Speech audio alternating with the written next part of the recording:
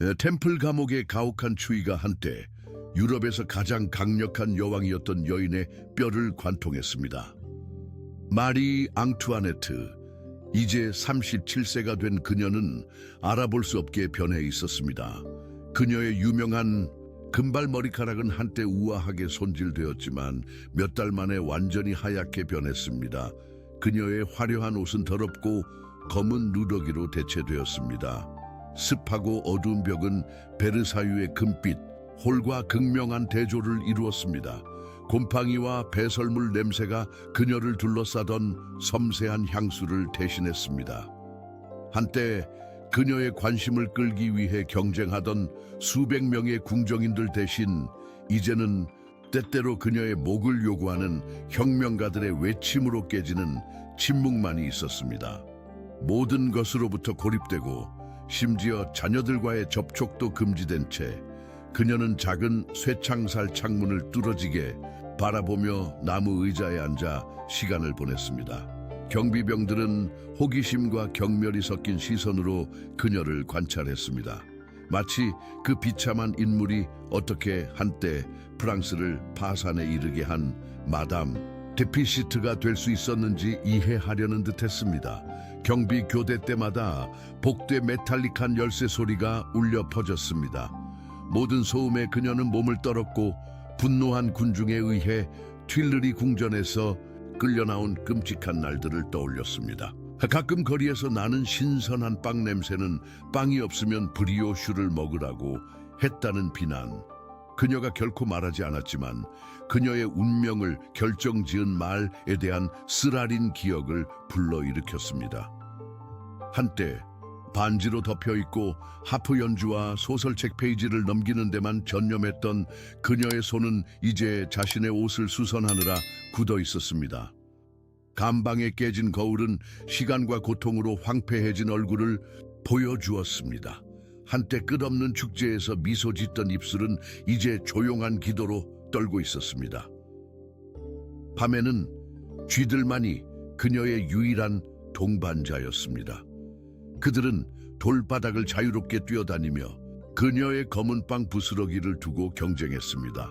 이 여인이 한때 베르사유에서 유럽의 가장 섬세한 요리들이 금빛 접시에 담겨 제공되는 화려한 연회를 주재했다는 것은 믿기 어려웠습니다.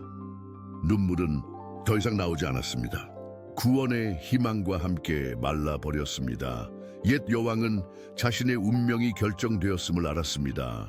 혁명가들은 그녀를 그들이 싫어하는 모든 것, 사치, 낭비, 폭정, 그리고 배신의 상징으로 만들었습니다. 모든 비방 팸플릿, 모든 외설적인 풍자화, 모든 악의적인 소문이 그녀의 몰락에 기여했습니다. 한때 그녀가 썼던 왕관의 무게는 이제 그녀의 구부러진 어깨를 짓누르는 것 같았습니다. 그녀의 목을 장식했던 보석들은 두꺼운 쇠사슬로 대체되었습니다. 프랑스인의 어머니라는 그녀의 칭호는 카페 미망인으로 바뀌었고 이는 혁명 중인 국가의 모든 경멸을 담은 이름이었습니다. 그녀의 고립 속에서 광장에서 시험 중인 단두대에 멀리서 들려오는 소리를 들으며 한 가지 질문이 그녀의 괴로운 마음에 울려 퍼졌습니다. 어떻게 프랑스 왕실의 최고 상징이 되도록 자라난 오스트리아 대공비가 전 국가의 증오의 주요 대상이 되었을까요? 그 답은 그녀도 알았지만 20년 동안의 치명적인 결정들, 깨진 동맹들, 그리고 그녀가 통치해야 할 사람들을 이해하는 데 있어서의 근본적인 무능력 속에 묻혀 있었습니다. 이 이야기가 당신의 관심을 끌었다면 우리 채널을 구독하고 좋아요를 누르는 것을 잊지 마세요. 어느 도시에서 우리를 시청하고 있는지 알려주세요. 계속 지켜봐 주세요. 7세 55년 11월 2일 아침 오스트리아의 마리아 테레지아 황후의 15번째 딸의 탄생을 알리는 대포 소리가 비엔네에 울려 퍼졌습니다. 마리아 안토니아 요세파 요한나는 유럽이 왕가의 복잡한 동맹 시스템에 의해 통치되던 합스부르크 왕조 권력의 정점에서 세상에 태어났습니다. 합스부르크가 통치하는 신성 로마 제국은 부르봉이 통치하는 프랑스 왕국과 역사적인 경쟁 관계를 유지했습니다. 이 세기적인 긴장은 자원과 생명을 소비하고 대륙의 안정을 지속적으로 위협했습니다. 카우니츠 장관이 제안한 해결책은 대담했습니다. 유럽의 두 가장 큰 가톨릭 강대국 간의 결혼 동맹이었습니다. 18세기의 중세적 세계에서 가톨릭 교회는 여전히 정치적 결정에 거대한 영향력을 행사했습니다. 귀족들은 특권과 수세기 전통의 병행 현실 속에서 살았고, 반면 민중은 점점 더 무거운 세금을 짊어졌습니다. 비틀거리는 봉건 구조는 여전히 사회에서 각 개인의 위치를 엄격하게 결정했습니다. 어린 대공비는 쇤부른 궁전의 금빛 복도에서 자라며 어릴 때부터 복잡한 궁정 예절의 규칙을 배웠습니다. 그녀는 춤, 음악, 그리고 궁정의 사교적 게임에 타고난 재능을 보였습니다. 그녀의 아름다움과 우아함은 비엔나를 방문한 모든 대사들의 화제였습니다. 그러나 그녀의 정규 교육은 피상적이었습니다. 제국을 통치하는 데 바쁜 그녀의 어머니가 치명적으로 간과한 세부 사항이었습니다. 12세에 프랑스의 미래 여왕으로 선택되었을 때 그녀의 변모가 시작되었습니다. 프랑스 대사는 개인적으로 그녀의 프랑스어 예절 역사 수업을 감독했습니다. 그녀의 치아는 마취 없이 고통스러운 과정을 통해 재배열되었습니다. 그녀의 옷장은 프랑스 유행에 따라 완전히 새롭게 바뀌었습니다. 심지어 그녀의 걸음걸이도 베르사유에서 사용되는 높은 굽에 맞게 재계산되었습니다. 70년 14세에 그녀는 웅장한 행렬로 비엔나를 떠났습니다. 프랑스 국경에서 그녀는 오스트리아 옷을 완전히 벗는 상징적인 의식에 참여했습니다. 수십 명의 귀족들 앞에서 알몸으로 그녀는 프랑스 의상으로 다시 입혀졌습니다. 이는 그녀의 프랑스 공주로의 최종 변신을 상징하는 의식이었습니다. 미래의 루이 16세가 될 왕세자 루이 오거스트와의 결혼은 베르사유에서 전례 없는 화려함으로 거행되었습니다. 3만 개의 촛불이 거울의 홀을 밝혔습니다. 7,000명의 초대객들이 궁전 정원에서 자리를 차지하기 위해 경쟁했습니다. 파리에서는 분수대에서 와인이 흘러나오고 빵이 무료로 배포되는 등 대중축제가 며칠 동안 지속되었습니다. 이제 프랑스의 왕세자비가 된 젊은 마리 앙투아네트는 아름다움과 천연적인 매력으로 즉시 궁정을 사로잡았습니다. 늙은 루이 15세는 새로운 손녀 며느리에 매료되었습니다. 궁정인들은 그녀의 관심과 호의를 놓고 경쟁했습니다. 드문 공개 행사에서 그녀를 본 파리의 민중들조차도 그녀의 우아함과 젊음에 박수를 보냈습니다.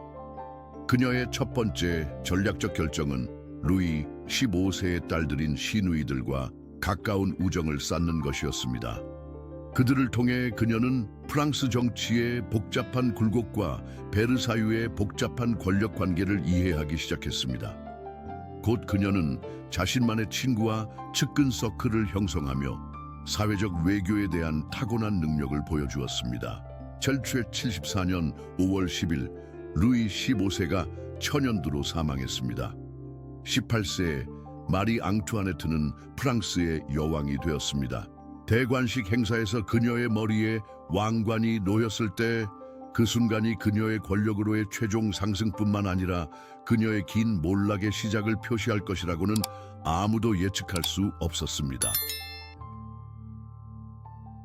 프랑스의 여왕으로서 마리 앙투아네트는 베르사유를 그녀만의 왕국으로 빠르게 변모시켰습니다. 이미 유럽 정치 권력의 중심이었던 궁전은 또한 유행과 오락의 수도가 되었습니다. 그녀의 파티는 전설적이었고 그녀의 드레스는 유행을 선도했으며 그녀의 한마디는 단순한 제스처로도 명성을 만들거나 파괴할 수 있었습니다. 그녀의 권력은 국가 결정에 직접적인 영향력을 행사하기 시작했을 때 더욱 커졌습니다. 수줍고 우유부단한 루이 16세 왕은 종종 아내의 조언에 의존했습니다. 마리 앙투아네트는 이 권력을 장관을 임명하고 연금과 귀족 칭호를 배포하며 특히 그녀의 고국 오스트리아와 관련된 질문에서 프랑스 외교 정책에 간섭하는 데 사용했습니다. 첫 번째 적들은 곧 나타났습니다.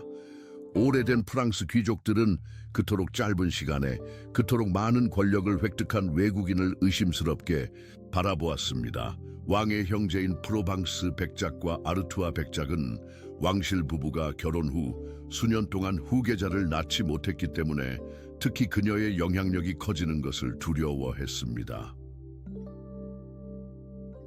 첫 번째 큰 배신은 왕의 사촌인 오를레앙 공작으로부터 왔습니다. 그는 비밀리에 여왕에 대한 비방 팸플릿을 퍼뜨리기 시작했고 그녀가 다양한 궁정인들과 심지어 궁정의 여성들과도 연애, 관계를 유지하고 있다고 암시했습니다. 리벨로 알려진 이 팸플릿들은 파리와 베르사유를 돌아다니며 점차 비난조로 오스트리아인으로 불리게 된 그녀의 명성을 더럽혔습니다. 프랑스를 괴롭히기 시작한 금융위기로 상황은 악화되었습니다. 민중이 굶주리는 동안 마리 앙투아네트는 독점적이고 값비싼 파티를 열던 자신만의 궁전인 뿌띠 트리아농을 건설했습니다. 하룻밤에 막대한 돈을 걸었던 도박에 대한 그녀의 열정으로 마담 데피시트라는 별명이 붙었습니다. 1778년 결혼 8년 만에 마침내 그녀의 첫 딸인 마리아 테레자가 태어났습니다. 그러나 민중과 궁정은 남자 후계자를 원했고 그녀의 불임과 왕의 무능력에 대한 소문이 퍼져나갔습니다. 왕세자의 탄생에 대한 압박은 견딜 수 없게 되었습니다. 감정적 비용이 드러나기 시작했습니다. 마리 앙투아네트는 특히 관대한 연금과 특별한 특권을 받는 람발 공주와 폴리냑 백작 부인 같은 친밀한 친구들의 서클에 점점 더 많이 의지했습니다. 작은 그룹의 측근들에 대한 이런 선호는 궁정에서 깊은 원한을 만들었습니다. 폭력이 거리에서 드러나기 시작했습니다. 1785년 매우 값비싼 다이아몬드 목걸이와 관련된 복잡한 음모인 목걸이 사건이 스캔들로 폭발했습니다. 마리 앙투아네트가 완전히 무고했음에도 불구하고 그녀의 평판은 돌이킬 수 없이 파괴되었습니다. 민중은 여왕이 왕관의 보석을 훔치기 위해 음모를 꾸몄다고 확신했습니다. 마리 앙투아네트가 왕국의 재정을 구하기 위해 개혁을 시도하던 개혁주의 장관 투르고의 해임을 얻어냈을 때 정치적 긴장은 심화되었습니다. 국가 문제에 대한 이러한 간섭은 그녀가 오스트리아를 위해 프랑스의 이익에 반하여 일한다는 증거로 간주되었습니다. 1881년 오랫동안 기다려온 후계자가 마침내 태어났습니다. 프랑스의 미래 왕세자인 어린 루이 조셉은 군주제의 구원이 되었어야 했습니다. 그러나 그의 탄생은 마리 앙투아네트가 앞으로 몇 년 동안 벌일 개인적인 전쟁의 시작과 일치했습니다. 프랑스의 여왕으로서의 정체성과 합스부르크 가문에 대한 충성 사이의 갈등이었습니다. 권력의 절정에서 마리 앙투아네트는 역설 속에서 살았습니다. 외적으로는 그녀의 영향력이 그 어느 때보다 컸습니다. 네 왕세자의 탄생으로 그녀의 위치가 강화되었고 베르사유에서의 그녀의 파티는 어느 때보다 화려했으며 그녀의 생활 방식은 전례 없는 수준의 사치를 누렸습니다. 그러나 내적으로는 그녀의 통치의 모순이 프랑스 군주제의 기초를 부식시키기 시작했습니다. 여왕은 특별한 지출 습관을 유지했습니다. 그녀의 옷장에는 1년에 200벌이 넘는 새 드레스가 있었습니다. 유명한 루비와 다이아몬드 세트를 포함한 그녀의 보석들은 막대한 돈이 들었습니다. 그녀의 개인 도피처인 뿌띠 트리아농은 개조와 독점적인 파티에 천문학적인 금액을 소비했으며 여기서 베르사유의 엄격한 예절은 궁정 전통주의자들을 충격에 빠뜨린 친밀함을 위해 포기되었습니다. 정치적 동맹은 점점 더 불안정해졌습니다. 그녀의 시누이들이 이끄는 독실한 당은 그녀를 경박함과 궁정의 관습을 타락시키는 것으로 비난했습니다. 계몽주의 철학자들은 그녀의 절대주의적 권력과 필요한 개혁에 대한 저항을 비판했습니다.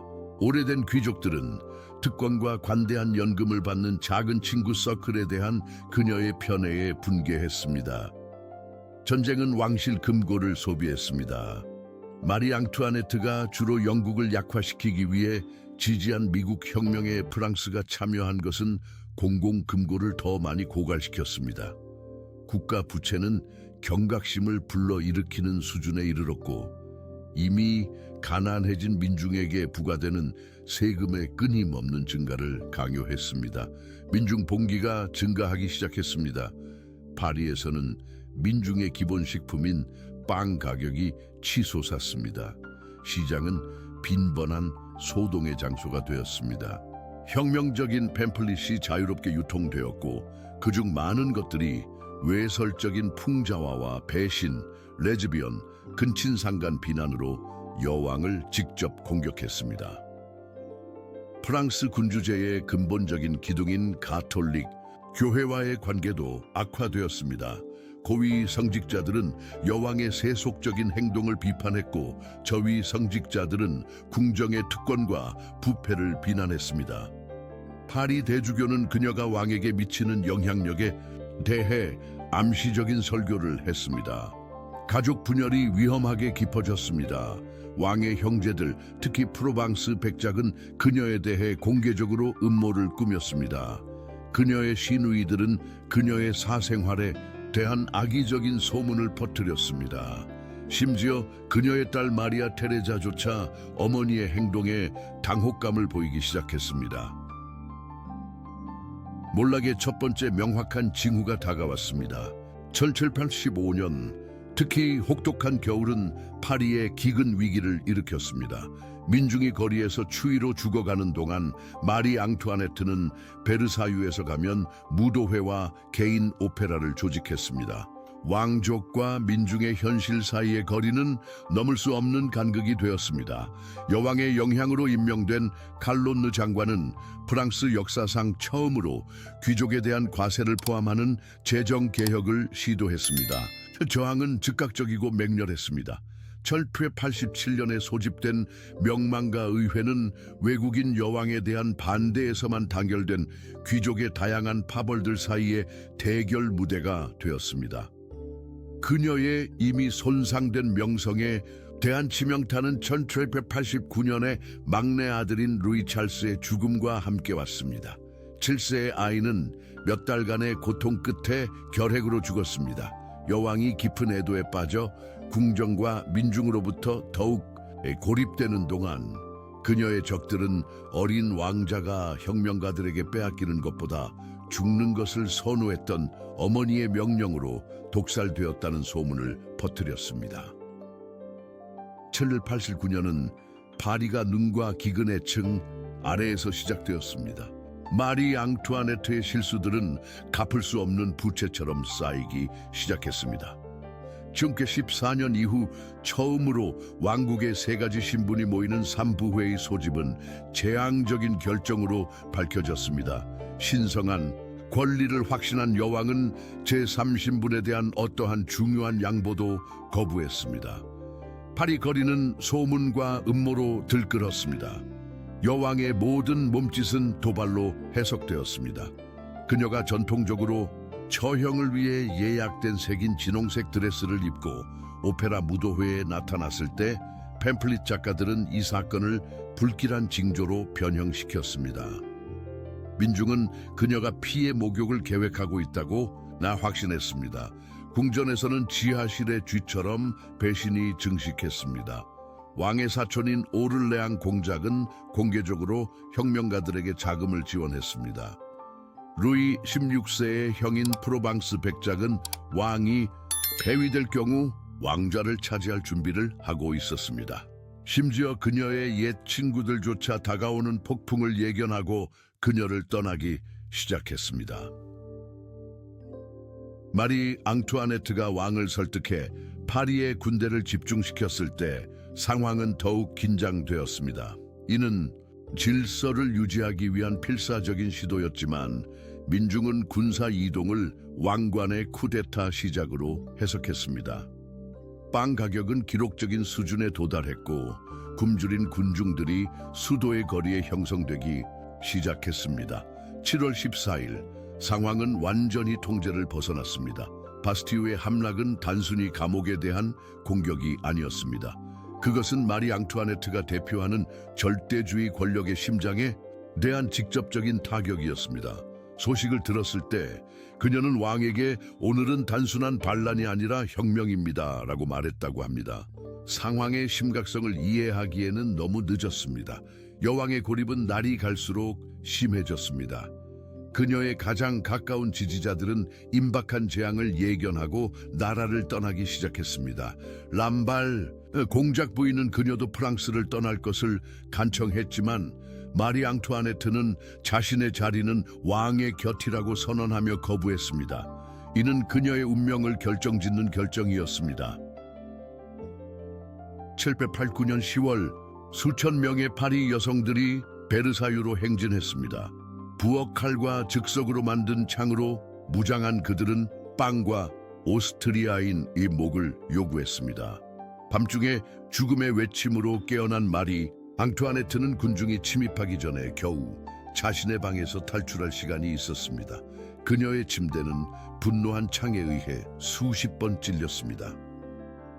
왕가는 파리로 돌아가도록 강요받았고 황금, 감옥처럼 보이는 튠르리 궁전에 정착했습니다.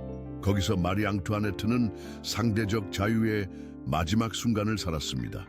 한때 금빛이었던 그녀의 머리카락은 빠르게 하얗게 변했습니다. 빛나는 아름다움으로 유명했던 그녀의 얼굴은 몇 달 만에 수십 년 늙어 보였습니다.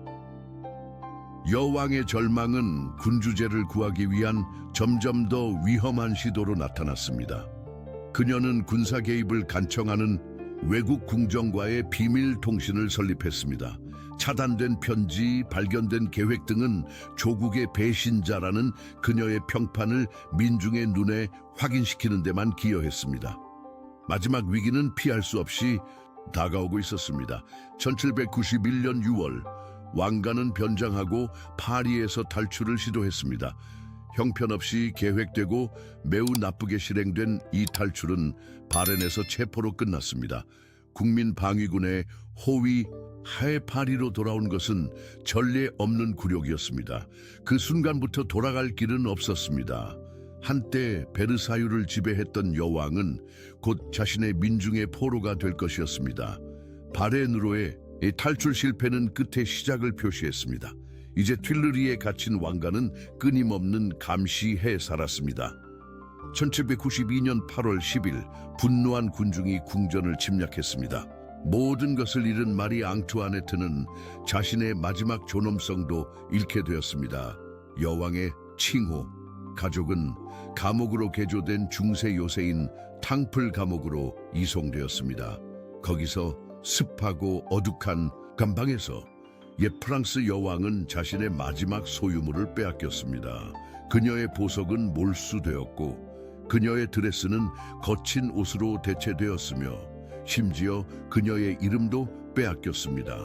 그녀는 단순히 카페 미망인이라고 불리게 되었습니다. 공개적 모욕은 상상할 수 없는 수준에 도달했습니다. 자코벤 클럽에서 그녀는 프랑스인의 피에 목마른 오스트리아 하피로 묘사되었습니다. 거리에서는 그녀를 경비병 궁녀들, 심지어 자신의 아들과의 난교에 묘사한 음란한 팸플릿이 판매되었습니다. 그녀의 이미지는 혁명 선전에 의해 완전히 왜곡되었습니다. 1793년 1월 루이 16세는 단두대에서 처형되었습니다. 마리 앙투아네트는 상복을 입도록 강요받았지만 공개적으로 어떤 슬픔의 표시도 보이는 것은 금지되었습니다. 가장 잔인한 타격은 7월에 왔습니다. 그녀의 8세 아들인 루이 샤를이 그녀의 팔에서 빼앗겨 갔습니다. 소녀는 혁명 원칙에 따라 재교육하라는 명령을 받은 자코뱅 구두장이인 시몽에게 전달되었습니다. 재판은 1793년 10월 14일에 시작되었습니다. 혐의는 역사적 사실과 기괴한 비방의 혼합물이었습니다. 그녀는 수백만 금화를 오스트리아로 보낸 혐의를 받았습니다. 금액은 과장되었지만 실제 근거가 있는 혐의였습니다. 그녀는 베르사유에서 난교를 조직한 혐의를 받았습니다. 이는 비방, 팸플릿에 기초한 완전한 거짓말이었습니다. 그러나 가장 끔찍한 혐의, 가장 사나운 적들조차 충격을 준 것은 아들과의 근친 상간이었습니다. 심리적 고문 몇 달 동안 작은 루이 샤를은 고백서에 서명하도록 강요당했습니다. 이 혐의가 법정에서 읽혀졌을 때 그때까지 존엄성과 통제를 유지하던 마리 앙투아네트는 마침내 폭발했습니다. 지금까지 대답하지 않았다면 그것은 자연히 어머니에게 가해진 그런 비난에 답하기를 거부하기 때문입니다. 나는 여기 있는 모든 어머니들에게 호소합니다. 혁명재판소는 증거나 방어에 관심이 없었습니다. 판결은 재판이 시작되기도 전에 이미 결정되어 있었습니다. 공공기소자인 푸키의 탕빌은 그녀를 군주제의 모든 악의 화신으로 제시했습니다. 이 카페 미망긴, 이 공화국의 역병, 이 프랑스의 불행의 대리인. 재판에 대한 민중의 반응은 복잡했습니다. 많은 사람들, 특히 한때 그녀의 머리를 외치던 시장 여성들은 터무니없는 혐의에 직면한 그녀의 존엄성에 감명을 받았습니다. 일부는 혁명이 너무 멀리 갔는지 의문을 제기하기 시작했습니다. 그러나 어떤 여론의 변화에도 너무 늦었습니다. 재판 이틀 후 10월 16일 새벽 4시 배심원은 판결을 내렸습니다. 프랑스 국가에 대한 모든 반역죄에 대해 유죄, 형은 그날 아침에 집행될 단 2대 사형이었습니다. 마리 앙투아네트는 오랫동안 이 순간을 기다렸던 것처럼 감정을 보이지 않고 선고를 들었습니다. 마지막 밤, 그녀는 결코 전달되지 않은 신우이 엘리자베스 부인에게 감동적인 편지를 썼습니다. 나는 가톨릭 사도 로마 종교로 내 부모의 신앙으로 죽습니다. 나는 내게 해를 끼친 모든 적들을 용서합니다. 사형 집행인은 이미 감옥 마당에서 기다리고 있었고 단두대는 혁명 광장에서 준비되고 있었습니다. 793년 10월 16일 아침 마리 앙투아네트는 5시에 깨워졌습니다. 단순한 흰 드레스를 입고 그녀의 마지막 말은 실수로 그의 발을 밟은 것에 대해 사형 집행인에게 사과하는 것이었습니다. 선생님, 실수였으니 용서하세요. 옛 프랑스 여왕은 끝까지 존엄성을 유지할 것이었습니다. 그녀를 파리거리로 운반한 수레는 일반 범죄자들에게 사용되는 것과 같았습니다. 그녀의 머리카락은 단두대를 용이하게 하기 위해 거칠게 잘려 있었고 완전히 하얗게 변해 있었습니다. 군중이 모욕을 외치는 동안 그녀는 손이 등 뒤로 묶인 채 1시간의 여정을 견뎌야 했습니다. 정오의 단두대 날이 내려왔고 프랑스의 마지막 여왕의 머리가 바구니에 떨어졌습니다. 그녀의 유해에 대한 대우는 의도적으로 모욕적이었습니다. 그녀의 시신은 마들렌 묘지에 공동 묘지에 던져졌고 부패를 가속화하기 위해 석회로 덮였습니다. 그녀의 옷은 전리품으로 사형 집행인들 사이에 나누어졌습니다. 그녀의 개인 소지품은 불태워지거나 공개 경매에서 팔렸습니다. 혁명은 체계적으로 그녀의 기억을 지우려고 했습니다. 그녀의 이름은 공식 기록에서 지워졌습니다. 그녀의 편지와 일기는 파괴되었습니다. 혁명가들은 군주시대에 대한 어떤 참조도 제거하기 위해 달력을 다시 쓰는 정도까지 갔습니다. 그녀 통치의 상징인 베르사유 궁전 자체가 약탈되고 버려졌습니다. 그녀의 몰락의 역사적 결과는 심오하고 지속적이었습니다. 마리 앙투아네트의 처형은 유럽 왕권을 충격시켰고 유럽의 지도를 재편할 혁명 전쟁을 강화했습니다. 그녀가 상징했던 프랑스와 오스트리아 간의 동맹은 세대에 걸쳐 파괴되었습니다. 그녀가 끝까지 옹호한 신성한 군주제 개념은 결코 회복되지 않을 것이었습니다. 가장 큰 역사적 아이러니는 그녀가 그토록 반대했던 많은 개혁이 결국 나폴레옹 보나파르트에 의해 시행되었다는 것입니다. 민법, 행정 개편, 심지어 패션과 장식의 제국 스타일까지 이 모든 것은 그녀가 그토록 경멸했던 시기에 뿌리를 두고 있었습니다.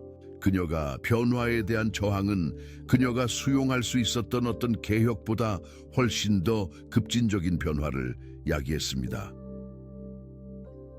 그녀가 필사적으로 보호하려고 했던 아들인 어린 루이 샤를은 공식적으로는 결핵으로 비록 중독에 대한 소문이 오늘날까지 지속되지만 2해 후에 탕플 감옥에서 사망했습니다.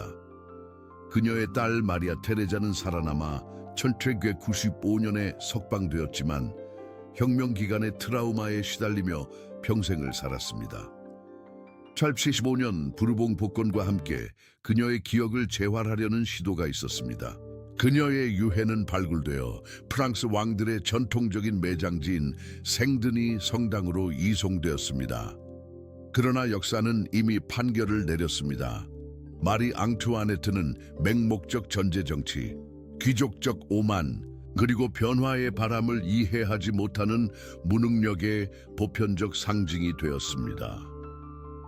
남아있는 것은 복잡하고 비극적인 인물입니다. 그녀는 혁명 선전이 묘사한 괴물도 아니었고 왕당파들이 묘사한 성인 순교자도 아니었습니다. 그녀는 사라지고 있는 세계를 위해 길러진 여성이었고 새롭게 태어나는 세계에 적응할 수 없었습니다. 그녀의 이야기는 사회적 변화 앞에서의 융통성, 없음의 덕에 대한 영원한 경고로 남아 있습니다. 미라보가 말했듯이 오늘 미소 짓는 여왕은 내일 울 것이다. 마리 앙투아네트는 민중이 역사의 흐름을 바꾸기로 결정했을 때 왕관이 아무리 신성해 보여도 저항할 수 없다는 것을 이해하지 못한 대가를 목숨으로 치렀습니다. 이야기의 끝. 그리고 당신 고귀한 시청자여, 역사의 어두운 홀을 통해 우리와 함께 걸었던 당신은 이 여정에서 무엇을 가져갑니까? 이 이야기가 당신을 감동시켰다면 채널을 구독하고 좋아요를 누르고 살아있고 강렬한 역사를 사랑하는 사람들과 공유하세요. 그리고 다음 에피소드를 놓치지 마세요. 나폴레옹 보나파르트의 부상과 몰락에 대해 이야기할 것입니다. 거기서 뵙겠습니다.